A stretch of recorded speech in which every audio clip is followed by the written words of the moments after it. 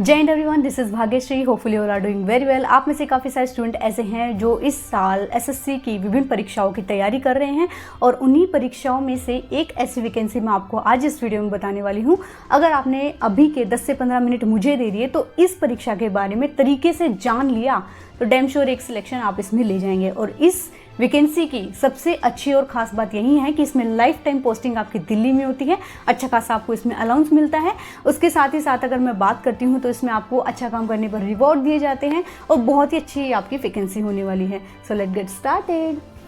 Video start करने से पहले जो सारे स्टूडेंट हमारे चैनल पर नए जुड़े हैं तो वो सबसे पहले जाकर चैनल को सब्सक्राइब कर लीजिए, क्योंकि यहाँ पर आपको केवल और केवल ऑथेंटिक इन्फॉर्मेशन मिलती है। तो देखो, आज के इस वीडियो में मैं आपको लिए कवर करने वाली हूँ दिल्ली पुलिस एमटीएस में सिविलियन की 1020 पदों पर जो वैकेंसी आई है उसके बारे में कंप्लीट इन्फॉर्मेशन। और इस वीडियो को देखने के बाद में कहीं भी आपको भटकने की ज़रूरत नहीं होगी। इस वीडियो में हम सारे टॉपिक पर चर्चा करने वाले हैं।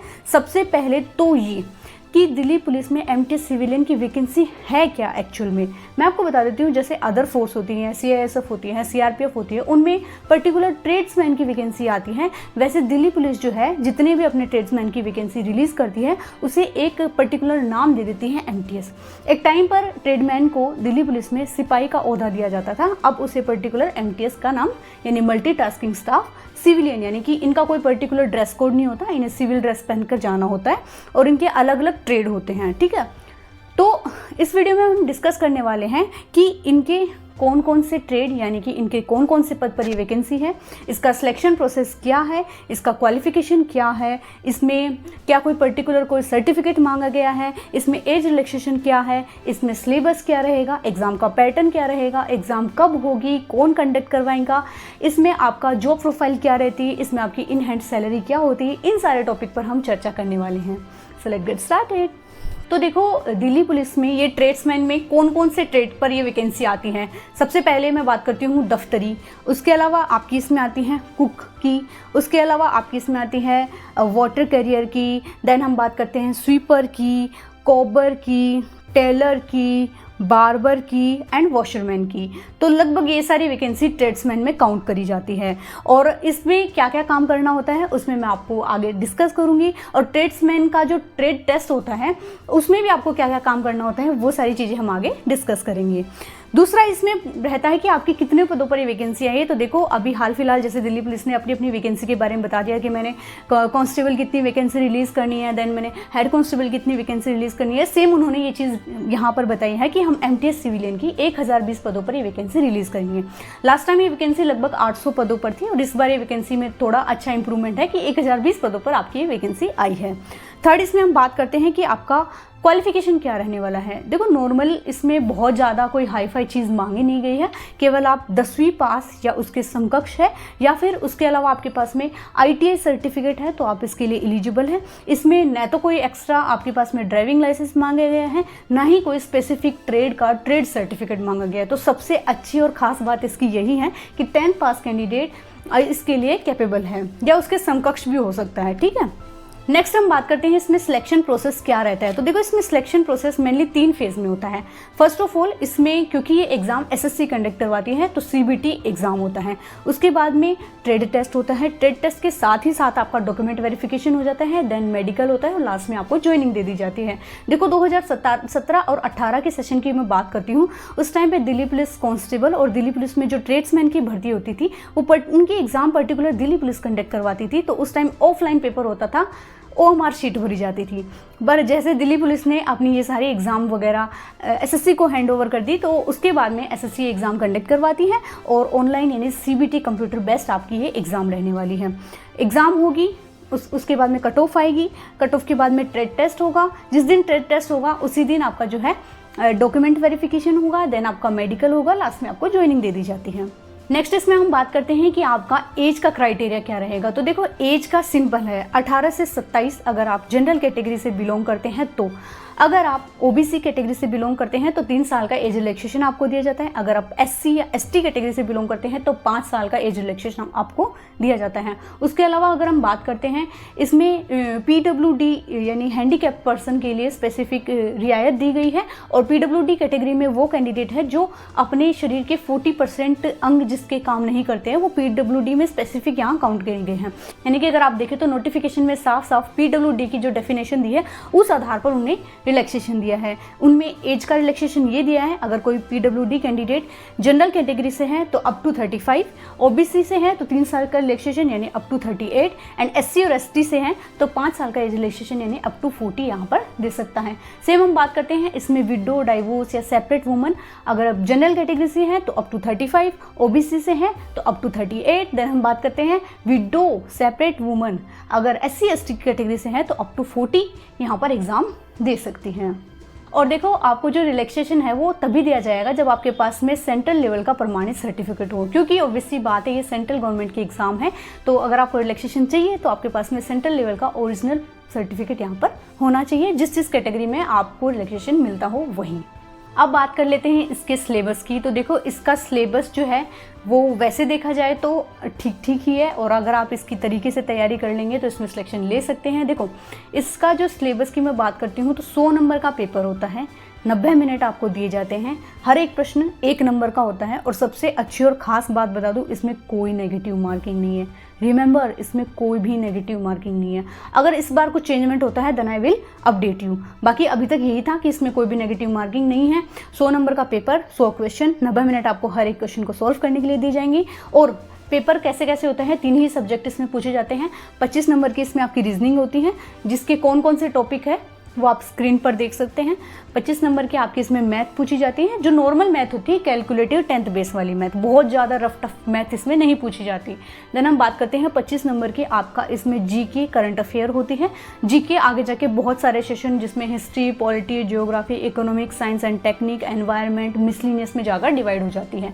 तो बाकी का 50 नंबर पोर्शन केवल और केवल आपका जीके यहाँ पर कवर करता है। तो इन 3 सब्जेक्ट पर आपने अपनी पकड़ मजबूत कर लेनी है ताकि पेपर आप आसानी से क्वालिफाई कर जाएं। अब देखो इसमें फॉर्म भरने की कोई फीस डिसाइड है? हाँ, फॉर्म भरने की फीस डिसाइड है। अगर आप ओबीसी या जनरल कैटेगरी से बिलोंग करते हैं, मेल कैंडिडेट, तो 100 रुपये आपको इसमें भरने होंगे। बाकी एससी एसटी के लिए 0, फीमेल के लिए 0 और पीडब्ल्यूडी के लिए 0। ठीक है। अब देखो सिलेक्शन प्रोसेस मैंने ऑलरेडी आपको बता दिया। सबसे पहले सीबीटी होता है, तो सीबीटी के नंबर डिपेंड करते हैं आपके फाइनल कट ऑफ पे। सबसे पहले सीबीटी होता है, उसके बाद में एक कट ऑफ जारी करवाई जाती है, तो ये cut off final cut off से थोड़ा कम होती हैं। अब इस कट ऑफ के आधार पर ट्रेड टेस्ट होता है। अब ट्रेड टेस्ट में क्या क्या होगा उस पर हम डिस्कस करेंगे। तो देखो ट्रेड टेस्ट जो है सिंपली आपका 20 नंबर का होता है, और ट्रेड टेस्ट जो है केवल और केवल क्वालिफाइंग नेचर का होता है, यानी कि 20 में से अगर आपके 10 नंबर भी बन रहे हैं ना तो आप इसे क्वालिफाई कर जाते हैं। ट्रेड टेस्ट के बाद में आपका मेडिकल होता है, और मेडिकल में उतने ही बच्चे वो पास करते हैं जितना उन्हें चाहिए, यानी जितनी वैकेंसी है। ठीक है।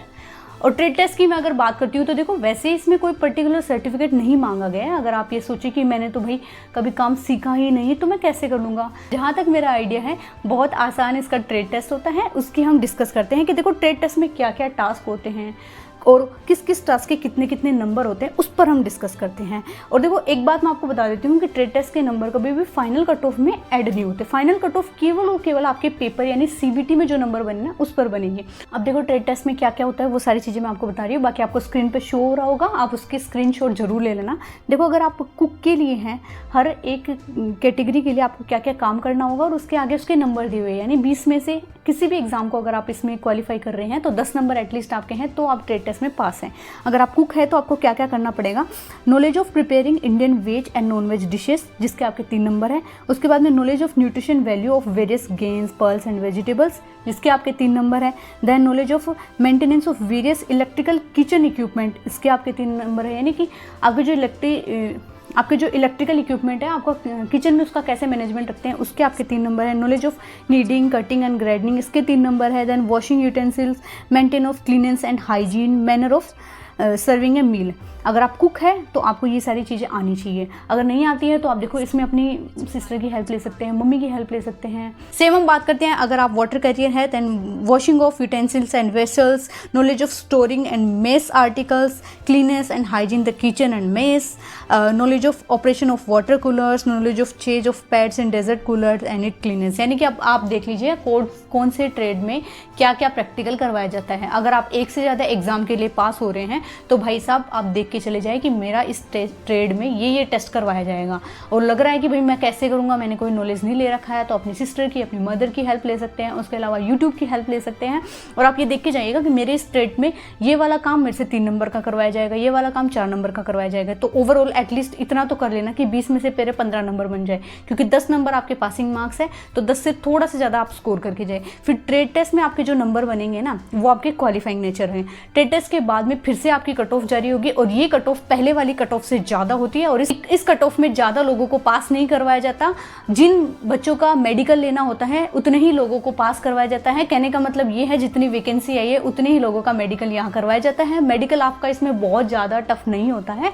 नोटिफिकेशन में एक चीज़ इतनी ही साफ है कि मेडिकल में आपका क्या क्या चीज़ एक्सेप्ट करी जाएगी। आई के बारे में बेसिकली मैं सीधा सीधा बता देती हूँ कि आपकी बिल्कुल विदाउट क्लासेस 6/6 होनी चाहिए, और अगर आपकी कोई ख़राब आँख है तो वो 6/9 या 6/12 तक यहाँ एक्सेप्ट की गई है। उसके अलावा एक्स्ट्रा कोई डिटेल्स यहाँ भी नहीं दी गई है। बाकी नोटिफिकेशन जब आता है then I will update you. उसके अलावा मैं बता देती हूँ मेडिकल होने के बाद में सिर्फ इसमें आपको ज्वाइनिंग दे दी जाती है। डॉक्यूमेंट वेरिफिकेशन तो ऑलरेडी ट्रेड टेस्ट के टाइम पे आपके हो जाते हैं।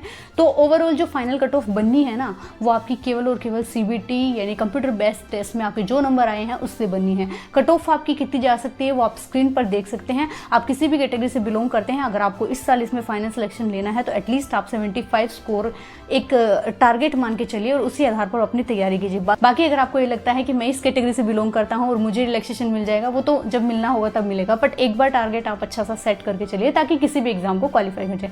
और एक बात, अगर आपने एक से ज़्यादा एग्जाम क्वालिफाई कर ली है तो लास्ट में आप जिस भी एग्जाम के लिए अपनी प्रेफरेंस देंगे, भाई जिस भी कोड के लिए, जिस भी आप बोले तो मुझे ये वाला ट्रेड पास करना है, इस वाले ट्रेड में फाइनल सिलेक्शन लेना है, जिसके लिए अब आप अपनी प्रेफरेंस देंगे वही आपको यहाँ पर ट्रेड दिया जाएगा, और आप इसमें एक से ज़्यादा ट्रेड के लिए फॉर्म अप्लाई कर सकते हैं, नो डाउट। सैलरी की बात कर लेते हैं। इसमें सबसे ज़्यादा मोटिवेशन सैलरी से मिलता है, तो सैलरी आपकी इसमें 18,000 से लेकर 56,900 दी जाती है।